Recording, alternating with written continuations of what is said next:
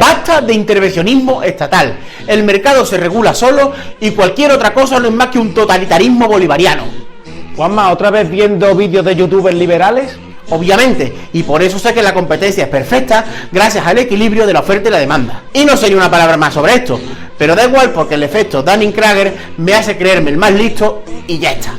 Pero vamos a ver, Juanma, ¿cómo va a ser la competencia perfecta si las fusiones y adquisiciones crecen cada año y la tendencia de la economía es al oligopolio? Por ejemplo, el Mercadona y Día controlan ya el 40% del mercado, por no hablar de los gigantes tecnológicos como Google, Amazon, Facebook y Apple. Lo que dices va en contra de la libertad. ¿Pero qué dice? Si he dado un dato. Pues si tanto te gustan los datos, vete a Cuba, que allí hay muchos datos. ¿Cómo te has quedado? Pues según los últimos datos... ¡Bolivariano! ¡Vete a Cuba! Pero me gustaría explicarte que algunas cifras prueban que... ¡Vete para el norte! ¡Traidor! ¿Lo han observado? Sí, soy el típico cuñado liberal inmune a los datos y al rigor que se tapa los oídos para repetir solamente su frase. Pero esto no ocurrirá en este canal, por todo eso que ya sabéis de los famosos... ismos. Y porque aquí hemos venido a darle un fundamento científico a la política. ¿Tiene el mercado una mano invisible?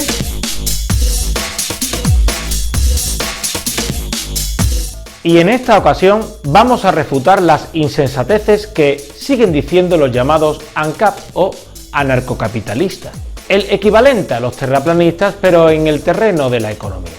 En este canal ya nos hemos ocupado de la cuestión del liberalismo, como puede verse en este anterior vídeo.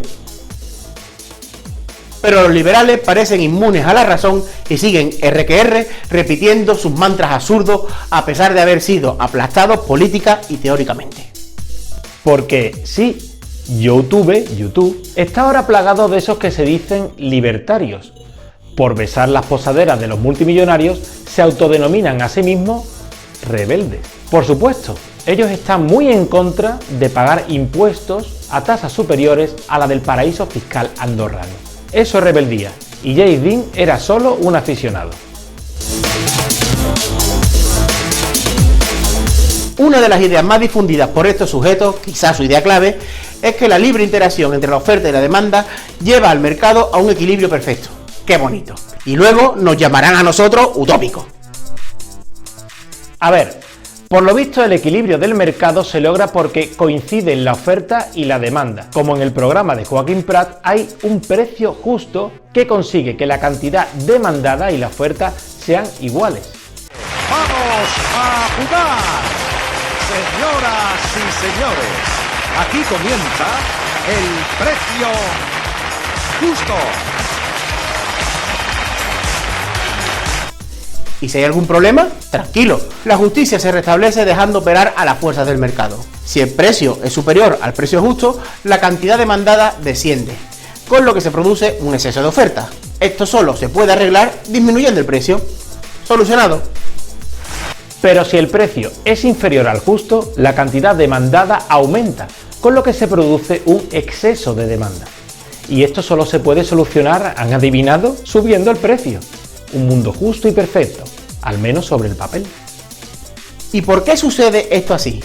Tomen nota, porque al parecer hay una multitud de consumidores y productores en el mercado, y todos ellos aceptan el precio fijado por dicho mercado.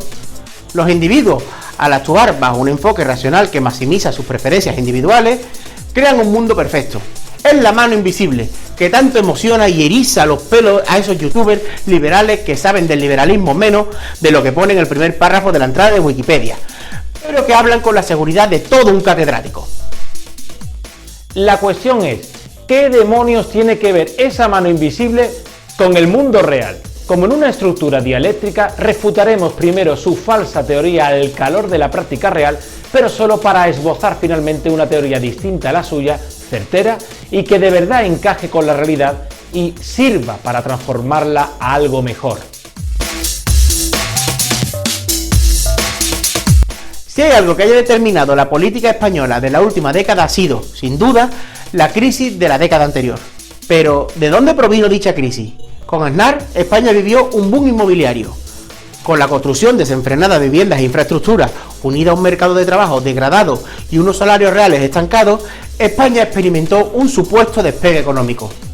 Con los pies de barro, como veremos pronto. Entonces, los liberales anunciaron públicamente que la construcción masiva haría bajar el precio de la vivienda y lo haría más accesible para todos. La economía ortodoxa y liberal así lo dictaminaba. Tener más oferta hace bajar automáticamente el precio. Pero naturalmente, los liberales solo estaban diciendo pamplinas sin el menor fundamento teórico, como es habitual en ellos. A pesar de que nunca se había construido tanta vivienda como en nuestro país, nunca los precios habían estado tan elevados. De hecho, España construía 900.000 viviendas al año, a pesar de haber 3 millones de viviendas vacías, más que Alemania, Francia e Inglaterra juntas. ¿Acaso bajó por ello el precio de la vivienda? No, subió cada año con crecimientos por encima del 15% anual. Como ha explicado Jesús Rodríguez González en su obra En defensa propia, Introducción a la economía crítica, las familias que tenían los salarios estancados recurrían a un incremento del endeudamiento, vía hipoteca, para poder comprar. Y ese endeudamiento supuso también que la banca española se convirtiera durante mucho tiempo en el negocio más rentable de Europa. Es bien sabido lo sucedido con el estallido de la burbuja inmobiliaria. ¿Pagaría la banca la crisis que ella misma había creado? Improbable. La constitución del Sareb, el banco malo, fue un rescate encubierto de la banca, sin obligarla para colmo a dar viviendas a las familias desahuciadas ni a los millones de jóvenes y trabajadores precarios. De hecho, Zapatero, ahora muy progresista, aprobó el desahucio exprés para dar aún más ventajas a la banca. Tengamos memoria histórica al menos de los últimos años y de los cuestionables méritos del PSOE. La cuestión es, ¿cómo explicar la oferta disponible de viviendas, la formación de sus precios y las rentas derivadas? ¿Con las abstracciones de la economía liberal sobre un supuesto equilibrio perfecto entre la oferta y la demanda?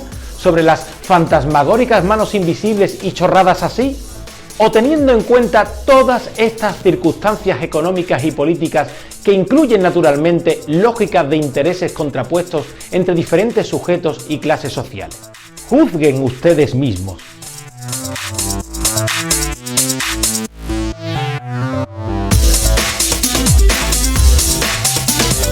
Recordemos, los liberales afirman que el mercado equilibra los precios, cosa que, como hemos visto, es una completa falacia a la luz de la realidad histórica. Pero, ¿por qué y cómo lo hace, según ellos? Generando competencia perfecta. ¿De qué mundo habla esta gente?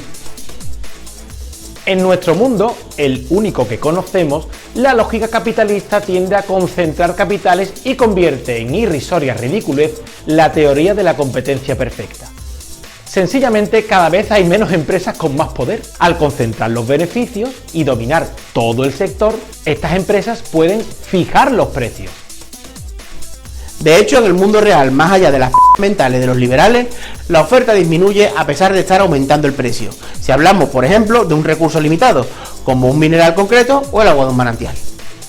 Pero la cuestión ahora es que el mercado, lejos de ser un lugar neutro que refleja decisiones de supuestos agentes racionales, es un lugar en el que sujetos se encuentran, pero lo hacen con poderes de decisión y de imposición muy diferentes.